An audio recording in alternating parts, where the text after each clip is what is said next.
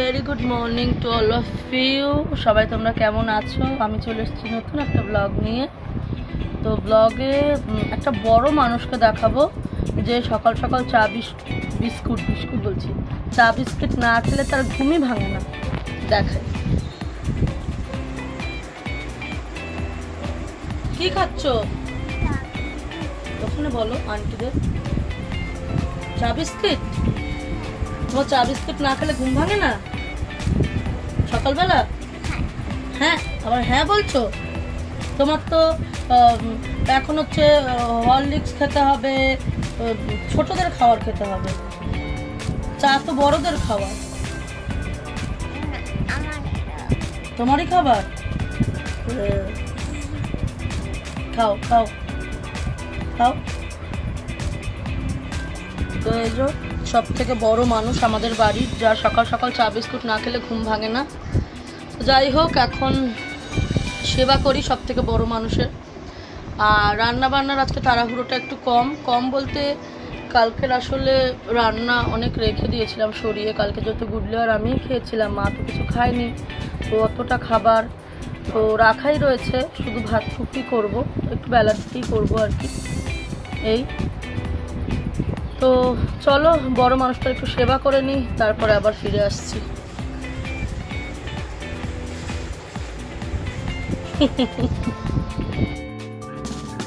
নমস্কার বন্ধুরা, আজকে গুড মর্নিং ভিডিওর পরে একটা অন্যরকম ভিডিও নিয়ে এসেছি। রান্না করছি বলতে তোমাদেরকে আগেই বলেছি আমার রান্না কালকে সবই আছে, তারপরেও রাতের রান্নাটা করে রাখছি। যেহেতু রান্নাটা ফাঁকা, রাতে তো সবসময় করতে ইচ্ছা করে না, গরম হয়, তো চিন্তা করলাম বসে থাকবো কেন, রাতের রান্নাটা কমপ্লিট করে দিই। তো তোমরা সবাই জানো মার শরীরটা খুব একটা ভালো নয়। তো যেহেতু ভালো নয়, তাই চিন্তা করছিলাম রাতের তরকারিটা কি করা যায়। মা রুটি খায় রাতে, রোজই মোটামুটি আলুর চচ্চড়ি, আলুর বাটি চচ্চড়ি এই সমস্তই হয়, আলুর দম। তো মা খুব একটা আলু খেতে পছন্দ করেন না। তো তাহলে কি করা যায় চিন্তা করতে করতে একটা হেলদি খুব সুন্দর রান্না খুঁজে পেয়েছি। কিছুটা আমি দেখেছি অনেকের, আর কিছুটা নিজের মতো করে করব।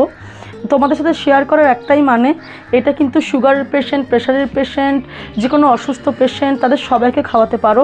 কিংবা এটার মধ্যে আরও একটু স্টাইলিশ কিছু চিংড়ি মাছ, কিছু পার্সলে পাতা, কিছু স্প্রিং অনিয়ন্স দিয়ে বেশ চাইনিজ একটা ডিশ তৈরি করতে পারো।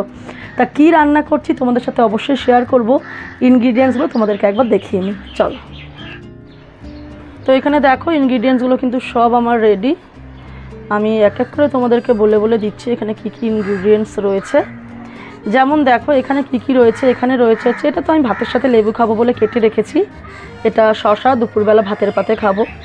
আর এখানে তরকারির জন্য আলু, এখানে পটল, এখানে গাজর, এখানে ক্যাপসিকাম আর টমেটো। আর আমার বর ঝাল খায় না বলে গোটা লঙ্কাই রেখেছি, দিয়ে দেবো। তার সাথে আমি অ্যাড করব এখানে সয়াবিন যে কোনো রান্নায় দিলে কিন্তু তার স্বাদ অনেক বেড়ে যায়। আর তার সাথে এখানে রয়েছে আদা রসুনের পেস্ট, আর রয়েছে এখানে তোমার হলুদ, নুন, একটু চিনি, জিরে গুঁড়ো, ধনে গুঁড়ো, একটু কাশ্মীরি লঙ্কার গুঁড়ো দিয়ে আমি পেস্ট বানিয়ে রেখেছি। তো এটার মধ্যে কিন্তু এটা কিন্তু বেশ একটা চাইনিজ ডিশও হতে পারে। এর মধ্যে তোমরা চিংড়ি মাছ, স্প্রিং অনিয়ন দিলেও বেশ ভালো হয়। কিংবা এই রান্নাটা আমি যেভাবে করছি এভাবে খেলে কিন্তু ভীষণ প্রোটিন। ঘরে যত রকমের সবজি আছে সব অ্যাড করতে পারো। আমার কাছে এই কটা সবজি ছিল বলে আমি এই কটাই অ্যাড করছি। সোয়াবিন কিন্তু ভীষণ প্রোটিন খাবার। তো এই তো, আর হ্যাঁ, পেঁয়াজও এখানে আমি কেটে রেখেছি। তো আমার মা বলে যে কোনো রান্নার এই গুণ বাড়াতে কিন্তু একটু বেশি করে পেঁয়াজ দিলে কিন্তু তার সেই রান্নার স্বাদ অনেক বেড়ে যায়। তাই জন্য আমি একটা বড় গোটা পেঁয়াজ কেটে রেখেছি। তো চলো রান্নাটা শুরু করা যাক। রান্নাটা শুরু করে তোমাদের সাথে শেয়ার করছি। রান্নাটা শুরু করছি। এখানে আমি গ্যাসটা অন করে দিচ্ছি। গ্যাসটা অন করে দিয়ে কড়াইটা একটু গরম হতে দেবো। কড়াইটা একটু গরম হয়ে গেলে এর মধ্যে কিন্তু আমি আজকে সয়াবিন তেল ইউজ করছি। ওই একই কারণ, যেহেতু রান্নাটা হেলদি করার জন্য। আমার কাছে যেন মনে হয় যে সয়াবিন তেল সর্ষের তেলের থেকে একটু লাইট। তো তাই জন্য যে কারো শরীর খারাপ হলে পরে সয়াবিন তেলে রান্না করাটা কিন্তু খুব ভালো। তো এর মধ্যে আমি ফোড়ন দেব হচ্ছে তোমাদের একটুখানি গোটা জিরে আর তেজপাতা। গোটা জিরের স্মেলটা আমার ভীষণ পছন্দ, আমি ভীষণ ভালোবাসি গোটা জিরে। তাই জন্য আমি গোটা জিরেই অ্যাড করে দিলাম। আর আমি এখানে অ্যাড করে দিচ্ছি একটা তোমাদের তেজপাতা। পরিমাণগুলো সেভাবে আমি বলছি না, কারণ তোমরা প্রত্যেকেই রান্না জানো, পরিমাণও জানো, তো এটা আন্দাজ মতোই দিচ্ছি, আমার আন্দাজ করে করে। ওভাবে প্রপারলি আমি কোনো তোমাদেরকে মানে পরিমাণ বলছি না। তো দেখো মোটামুটি এটা হয়ে গেলে আমি এর মধ্যে কিন্তু সবকটা সবজি দিয়ে ফ্রাই করব। তো চলো ফোড়নটা একটুখানি ভাজা ভাজা হোক, তারপর আমি এর মধ্যে সব সবজিগুলো অ্যাড করে দিচ্ছি। এখানে দেখো সবকটা সবজি এখানে আমি দিয়ে দিয়েছি। সবকটা সবজি এখন আমি একটু ভাজা ভাজা করে নেব। সয়াবিনটাও অ্যাড করব, আগে এটা একটু ভাজা ভাজা হোক, তারপরে আমি এর মধ্যে সয়াবিনটা অ্যাড করব। একটু হাই ফ্লেমেই ভেজে নেব, কারণ একদম সেদ্ধ করার মতো তো নয়, জাস্ট এখন আমি ভেজে নিচ্ছি, তাই জন্য একটু হাই ফ্লেমেই ভেজে নেব। তো মোটামুটি এটা ভাজা ভাজা হোক, আমি কি করবো, এটা একটু ঢাকা দিয়ে দেবো যাতে এটা একটু তাড়াতাড়ি ভাজাটা হয়ে যায়। ভাজাটা হয়ে যাক, তারপর আবার ফিরে আসছি। মোটামুটি বললাম তো হালকা করে একটু ভেজে নেবো, সেরকমই আর কি ভেজে নিয়েছি সবজিগুলো। এবার আমি এর মধ্যে অ্যাড করে দিচ্ছি সয়াবিনগুলো। আমি নিজে খুব সয়াবিনটাকে ভালোবাসি, মানে পাগল সয়াবিনের জন্য যাকে বলে। এর মধ্যে সয়াবিন আর একটু বেশি হলেও ভালো হতো, তো আমার কাছে এইটুকুই ছিল, তো তাই জন্য এটুকুই দিচ্ছি। তো চলো সবজিগুলো তো মোটামুটি ভাজা হয়ে গেছে, এবার সয়াবিনগুলো অ্যাড করে দিয়ে আবার ভালো করে নাড়বো। সয়াবিন আমি ভীষণ ভালোবাসি, আগেই বলেছি, কাঁচা দিলেও খেয়ে নেবো।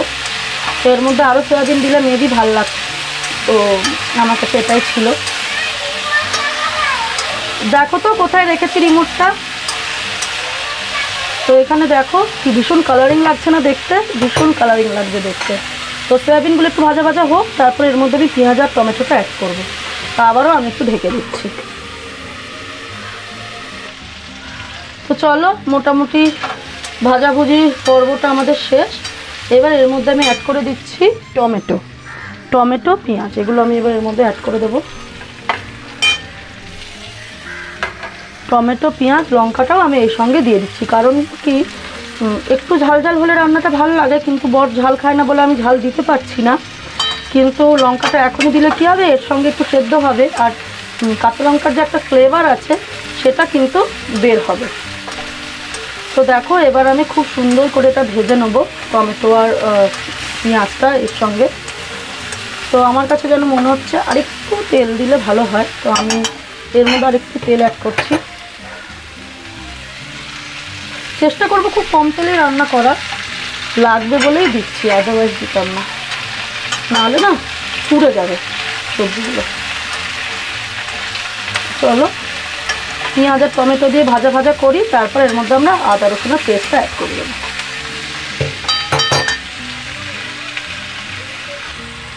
তো দেখো পেঁয়াজটা ভাজা ভাজা হয়ে গেছে, এবার আমি এর মধ্যে অ্যাড করে দিচ্ছি আদা রসুনের পেস্ট। আদা রসুনের পেস্টটা দিয়েও কিন্তু একটু ভাজা ভাজা করতে হবে, যাতে আদা রসুনের যে গন্ধটা সেটা চলে যায়।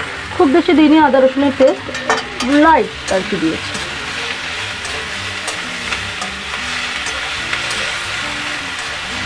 মোটামুটি একটুখানি ভেজে নিই আদা রসুনের পেস্ট দিয়ে, তারপরে আমি এর মধ্যে অ্যাড করে দেবো মশলার যে পেস্টটাই বানিয়ে রেখেছিলাম। মোটামুটি রান্না শেষের পথেই। এবার আমি গ্যাসের ফ্লেমটা একটু কমিয়ে দিচ্ছি।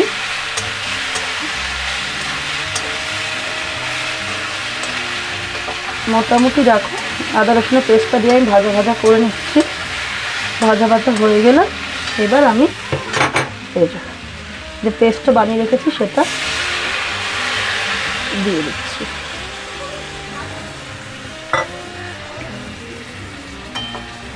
এটা কিন্তু খেতে সত্যিকারের ভীষণ ভালো হয়, তোমরা ঘরে একবার ট্রাই করে দেখো।